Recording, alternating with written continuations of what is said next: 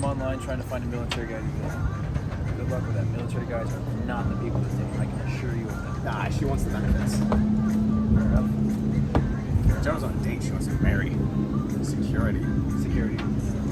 That's what it's all about. That's what I think is interesting about military relationships is you don't really know it's real.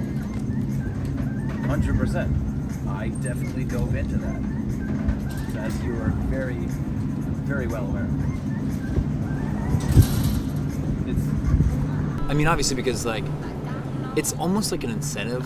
You get paid more money if you're married. Yes. It's an incentive. At 18 years old, you're like, wait a minute. So I can either live on this ship, Correct. or I can marry somebody. I can get an apartment. And I can make more money. Correct. At 18 years old, you're just gonna make the worst decision of your life. And it's crazy. I don't know, like statistically speaking, but I'm pretty sure like 60% of like people in the military make the decision of like, hey, let's get married for benefits. You didn't right away. Not right away. Like, so it's super weird. It wasn't weird, but like, I was obviously with Jenny and we were together and I thought that I was like super in love and was like, oh, I can definitely spend the rest of my life with this person at that moment. And I was like, we're already living together. I was like, so like, we might as well just get married. You might as well make more money. 100%. Might as well make more money right before I deployed. That's definitely what happened. I made more money. And then you deployed and you didn't have any money when you came back. Yeah. That really backfired on me, huh? She reaped all the benefits. She got benefits, money, whatever. Like, it's not important. Like, but it happens so often, like, especially with military, obviously, because, hey, it's easy access to more money, more benefits. It's stability, like you said. I think it's security. the security, It's the stability security, of it. yeah, for sure. I think that's one of the reasons people stay in the military, is for security reasons. It's 100% the stability, security. Well, I mean, honestly, why are you still in? Pays the bills. Stability. It literally pays the bills. I don't like what I do at all. You know what paycheck is coming on the 1st and the 15th. Absolutely. I will say, though, I was on deployment. They didn't pay us one time. Really? Because of the stuff that happened with the government, they didn't work out the budget or whatever. Yeah, so it was October 1st, changing the fiscal year. Yeah, for sure. I was like, I'm on deployment. But So you want me to not be paid and still work? but Navy Fed pushed out. At least I know for a fact that they were like, hey, we're gonna fill those paychecks. We got paid. We ended up getting paid. Yeah. It was just the fact that we were on deployment, and they're like, yeah, you're not getting paid. That's terrible. I was on deployment and making mad money, decent money at the time, for my wife to spend it all. So you really benefited there. You didn't get paid, but you still had money coming your way. I want to ask though, because obviously when you joined the military, I didn't know anybody. Correct. Brand new experience. Yep. New life, new place, new friends. I think that's one of the biggest contributors to progression in life is experiencing new things. Because if you would have just stayed home, lived around your family, old friends, Right, doing the same stuff as everybody else. you don't have to make any major changes. You don't have to process all this new information and try to figure out how to fit in new situations around new people. That's correct. How did you adapt to that? It definitely takes you out of your comfort zone because you literally have to learn a new place. Like, so I lived in Chicago for a year before I joined, and then I literally moved to Virginia, knew nobody, and I had to develop myself, reinvent myself, and meet new people, and like literally get out of my comfort zone. I don't really talk to people. I don't go out of my way to talk to people because who wants to do that? Like, I'm just not like a really like proactive person about making new friends and meeting new people. That's just not me. But the Navy like puts you in that position to where you have to. Otherwise, what, you just gonna like have no friends and be in a new totally location and a new job and all this stuff. So I don't know if I really like the military for that aspect, but it definitely challenges you, like, because you're literally moving like every 4 years and you're having to like reinvent yourself basically. So in a way it's like pushing you to be better. How was your experience being put in different positions like in the Navy to adapt to basically succumbing a new life? So I was same thing. I don't go out on my way to. Yeah, we're the same. We're the same that way. So I would pretty much always wait for someone to approach me. But once I get comfortable around people, then I obviously talk more. Right. But what's interesting is now being in business, that is not a benefit to wait until someone talks to me, but I find myself falling back into that pattern. So although I've like gotten much better at like approaching people first, that's still not my natural instinct. Like, I don't want to go approach anybody. I don't want to like, I would rather just not talk to people most of the time. Jay's obviously opposite. Yeah. Like, that's why it was Which is good to why we have. became friends. It's so good because like he literally like would just go talk to everybody and anybody. Like he's a social butterfly. And then he brings them in, and then you can conversate with him. Yeah, Jay's just different in a sense of like his Outgoing. He's super outgoing. he enjoys starting conversations. Yeah. Which is important to. I think he might be a people person. That's what's cool about the military is you get such a diverse group of people, and it's diverse in personalities, it's diverse in race. That is true. That's what I'm saying. Like the Navy, like I'm saying, it like literally puts you out of your comfort zone, which is good. And it puts you out of your comfort zone in multiple ways, because also like joining the military, you just have to accept the first like 3 years you're just gonna get shit on. Like you are literally the gum on the ground that people are stepping on and then annoyed by. 100%. I mean, hey, me especially. I was in deck department. All right. You were what, a feelie? Yeah, I was a feelie. You were a feelie. So It's not like I had like. I'm literally just needle gunning and like priming and sanding like my whole days away. Like I would work till like 6 o'clock at night. It'd be dirty. It'd be gross. Like it would just be. My first 9 months were in the shipyards. Okay. So it's the same thing. We were just painting, needle gun. Like I thought I joined the military, and then I thought I was gonna be doing all this like adventurous stuff. Right. And then all of a sudden I'm like just like painting and cleaning. I was talking to my friend the other day, and Painting and cleaning. Yeah, you're like a glorified janitor-ish. It's not even glorified. You're just a janitor. And You're overpaid? Underpaid. Underpaid? Underpaid. We were so underpaid. Because you get room and board and food. Room, board, and food, and benefits, insurance, and all that good stuff. I mean, yeah, they'll give you ibuprofen when you go down to medical. Honestly, You though, gotta pay for that. I still have medical through the VA. Yeah. And I just come down to La Jolla. Yeah. It's phenomenal. I feel like they're worse when you're in them. They are. Like, I literally went snowboarding last week, cracked a rib. They were like, "No, you're good. Walk it off." I literally got Motrin, and that was it. I don't know. I guess I expected more, which I don't know why. Yeah, why? I How long really have you been in now? almost 10 years. 10 years in June. 10 years in June. Has there been a point where you thought about getting out? Every day. See, Every day. That's why I got out after my first enlistment. Because after 5 years, because I knew if I hit 8 years, I knew that like retirement would be in like reach. Yeah. And if I stayed until 8, the chances of me staying until 20 were higher than if I got out at 5. And I hated my time. Now, has there been any? Because there was one person that I worked for that like that's one of the reasons why I want to own my own business. I got out of the Navy because I just despised this man. Couldn't stand working for somebody like that, or what? Yeah, and I understand. I was like, if I go work for anybody else like this in my life, like, I never want to do that again. Yeah. I mean, there's a bunch of people like that in the Navy, obviously. Like, you know, like, I feel like people who, like, rank up in a fast way, like, literally, like, the Navy gives, like, power to people who don't deserve it. Or who, like, I honestly believe, like, people, like, the Navy gives people the power who, like, were bullied in high school. Yes. And now they want revenge. And they, like, try to fucking take it out on, like, you or somebody. Like, it's weird. They give the wrong people power. It's just, there's a lot of people like that. Like, I literally just got in trouble and was about to get an SP eval because I didn't get a requal. Like, you're gonna give me the lowest eval possible and a significant problems, like, to know that, like, they were just so willing to be like, this guy will give him an SP. Well, Fuck him. you were working in a position that's actually meant for a higher rank. For an E6, yeah. So you're filling a billet that's one step above of where you are. And now they want to be like, now you're a problem because you A won't significant do this one. problem.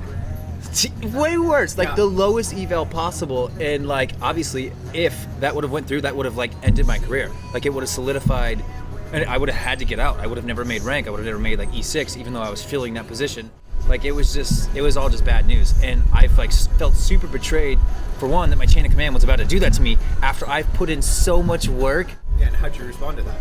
I was very mad. I was so mad. I literally went in the office. If you guys are gonna give me an SP eval, I was like, I'm quitting. It's like I literally quit. It's like, I know you can't quit, but I was like, if you want to give me an SP eval, I was like, I'm about to show you an SP eval sailor. Stopped shaving for a couple days, had a little beer going, and during cleaning stations, just went to my rack, went to sleep, took a nice little nap. I was like, I was happy with it. Why would I pour myself and my heart and soul into this job if they're just gonna like do that to me so easily? It's weird. Like, I don't know how they like flipped a switch like that. We are literally disposable. We're just a number, and like that's weird. I don't know. I don't like that. That it's funny because I had a similar experience. I had a situation. It's the chief, the guy that I don't want to be like that guy. Yeah. But so I didn't like this guy. I made a mistake. I lied to him about something. I didn't do part of my job that I was supposed to. Ooh. And I told him I did. So then he lost his shit on me. Like, I was in his office just getting screamed at. And I was just like, I knew I'd made a mistake. I knew it was my fault. So I just took it. And at the end, he's like, don't you have anything to say? I was like, I just lied to you this morning. You think you're going to believe anything I have to say? Yeah. I was like, no. Right. I was like, and he fired me from the position I was in. Which basically just meant I was getting the same pay for less responsibility. Absolutely. Like, that's a win. So I was like, all right. But I busted my ass. So then a couple months later, I was supposed to get worked back into the position because I'd done such a good job. Because they thought I was going to go to that position and just be a piece of shit. This was what, on the Wasp or the Enterprise? Enterprise. This was on deployment number 2. Okay. I was told I was going to get given that position. And then we had a time come and pass, and they're like, we'll give it to you, because we changed positions every time we hit port. Right.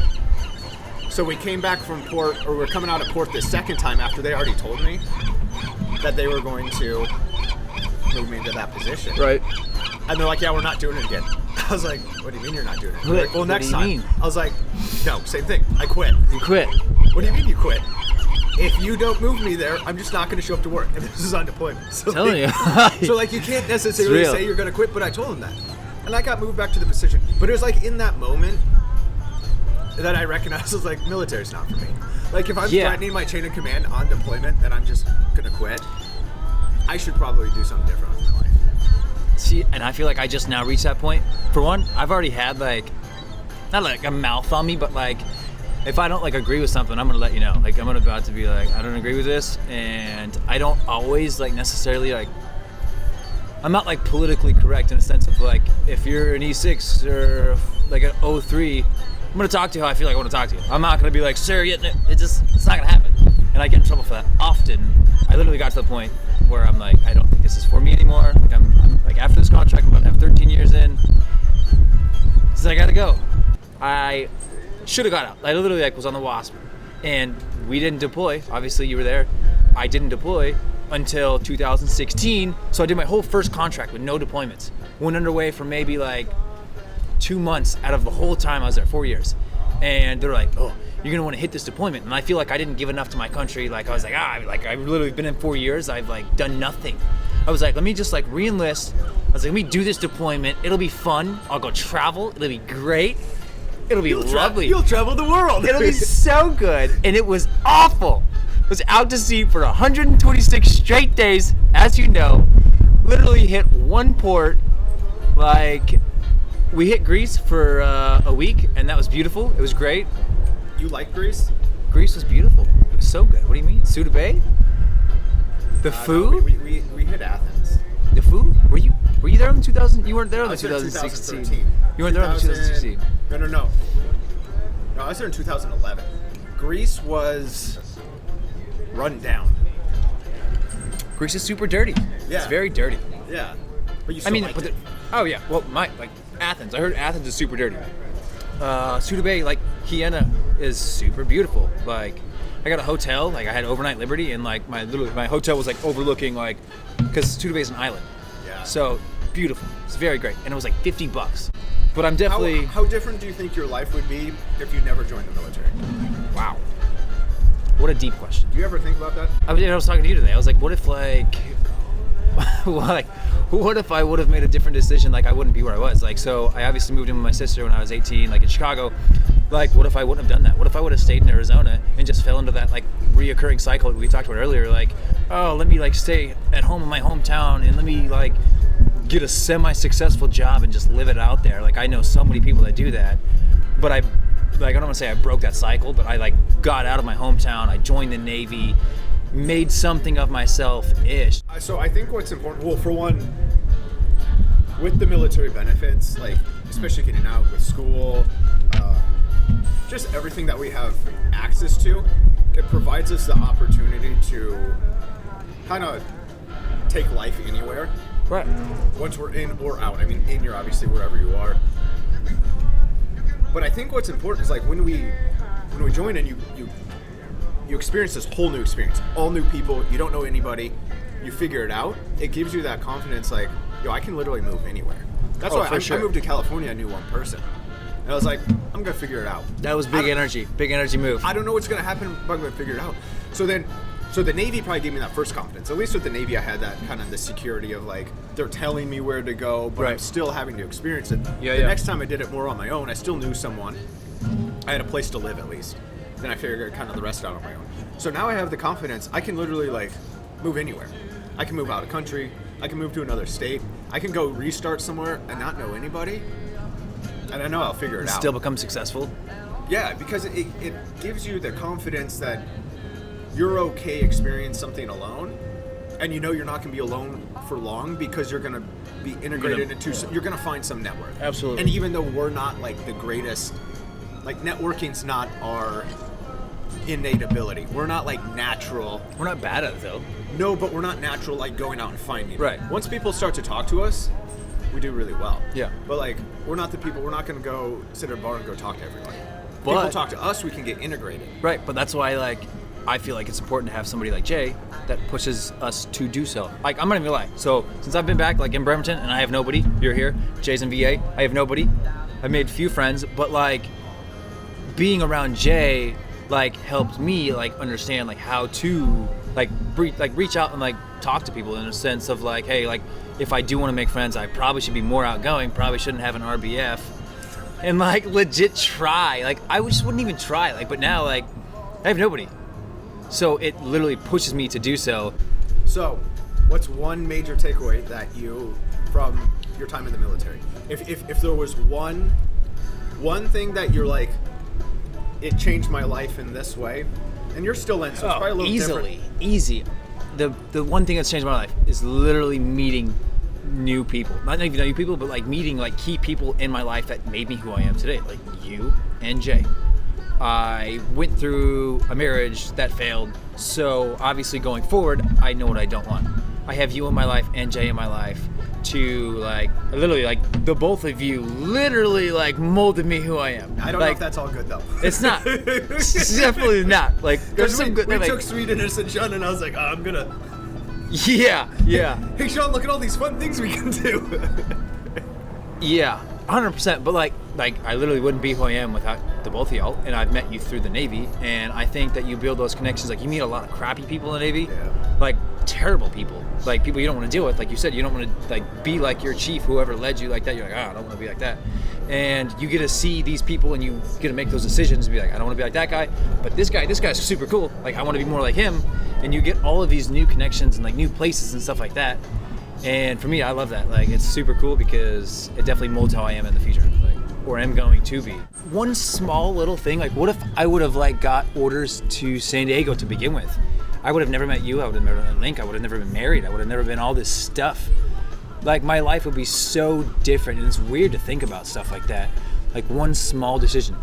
Like, what if I would have never joined the Navy? Where would I be? What would I be doing? Air Force? What if you joined the Army? Yeah. Any of us the possibilities are endless. Which I think is also interesting to connect that like every small decision you make can literally have this like it's literally like the ripple effect on the rest of your life. One decision will send your life in a totally different direction that you never would have been outside of that. I would say for me one of the biggest things I took away, aside from my appreciation for the opportunities that the military has opened up, was that was when I first learned that I wanted to work for myself. One reason I think I was okay getting out at 5 years was I did 5 years. Oh my god. I did 2 deployments in that time. When you go through experiences with like deployments, And like our deployments aren't like I have some buddies who are like Marines, and they went through some shit that like we didn't go through. Right. Like we went through some shitty conditions, shitty situations. Like, I mean, Jay and I, we went on like 60 some days straight in port for like 3 days, 70 some days straight. So like our two streaks together was like your 2 streaks were my 1. Yeah, exactly. But but that's working 12 to 16-hour days, 7 days a week. That's no time off. That's That in itself, the that's schedule. just nuts. So that and you're getting paid like So- I was an E3, E4. So every 2 weeks I was getting paid maybe like 800 to like Terrible. to 1200 depending on where I was. Yeah. Like, Oh my depending on where- gosh. And that's working 100-hour weeks. I am a strong believer that is where the Navy gets their money back, is on deployment. Like, literally, I mean, I work at a minimum of 12-hour days every day a week. I get to sleep in maybe sometimes on Sundays for holiday routine. We didn't get that. See, we like- never got holiday routine. You know our one break, our one off week, we would have an onload, and that day we'd work 20 hours instead of like 12 or 16. Yeah, right on. Yeah, it's just they The just next day they right gave on. us, the next day they'd give us an easy cleaning day. That's another thing. Cleaning stations. It's ridiculous, and if you don't, like, your upper chain of command's like, oh, why weren't you at cleaning stations? It's just that, like, there's a lot of dumb stuff in the Navy, like a lot of dumb stuff, and it's maybe because I don't see like the big picture of it, but like me, like going through the motions, I'm like, why are we cleaning the same spot for an hour? Like that seems to me like wasted man hours, and the Navy preaches like 6 Sigma. Have you heard about 6 Sigma? It's basically a program to like cut down waste of like time management. So let's say if there's like a process, let's go with like Amazon. So they're like, in order to like get the Amazon's stuff, got that unlock. they're the best. Like literally, they have no bottlenecking, which is like disruptions in the chain system. So you're basically finding ways to be like, hey, if we cut this step out, this will save us this much time, and you're like eluding man hours. Like you're basically saving the company or the Navy man hours. And I took that class actually in the summertime, and it was super good. Like I loved it. Like it's I think I'm a yellow belt now. I think there's like green belt, yellow belt, and then black belt. Which black belt, like you're able to train other people on how to do this process. Be like, hey, like this is wrong. I feel like if we do this, this, and this, it'll like correct this, and I think there'll be no like bottlenecking. I think like it's cool until it's like you gotta like find stuff to do. See, but I do that now within the way I work. It's all about efficiency. Because I heard Jordan Peterson say once, he was like, whatever task you're doing, try to figure out how you can do it like 10 times faster. And he was it's more like, efficient. And he was like, and do that with like everything in your life. And at Yes. first, like there's some things that I was doing, and I was like, oh, that can't be faster. He's like, but there's always a way. He's like, it makes you rethink the way you're doing things. Well, yeah, you have to. It's literally like rewiring your brain. It is. Yeah, it is. 100%. And that's a part of. Also, when you like join the Navy, you experience something new. You're rewiring your brain. Yeah. All these new experiences, you have to figure out how to now adapt in the world. So when you're trying to take a task and figure out how to make it better, sometimes you have to restructure the entire way that you're doing it. Yeah. And when I heard that, Well, you take a step back too. Yeah. And you have to look at the big picture and be like, hey, this is wrong. This is wrong. yeah, and it's all the big picture. It's looking at the big picture, and that's being able to balance between like individual tasks, big picture, and that's right brain, left brain. Right brain's big picture, left brain is individual tasks. And if you get caught into one, you're not going to be efficient enough. You're never going to reach your full potential if you just utilize one side. Correct. Which is also like in my training why I do a lot of single leg stuff. Let me connect one side of the body. Let me connect the other. Oh, now let me connect cross body. Right. Because let's make all these new connections so you start utilizing. Because if you're using your right side of the body, you're typically using left side of the brain. Right. So by doing all these like small alterations, you're just making all these new neurological connections, which And incorporating new muscle fibers. yes, Yeah. bigger, faster, Because you're stronger, obviously not. Yeah. You're without obviously. steroids. Interesting. Where's my orange peel? No. Thanks, man. Have any last thoughts for the camera? Last thoughts.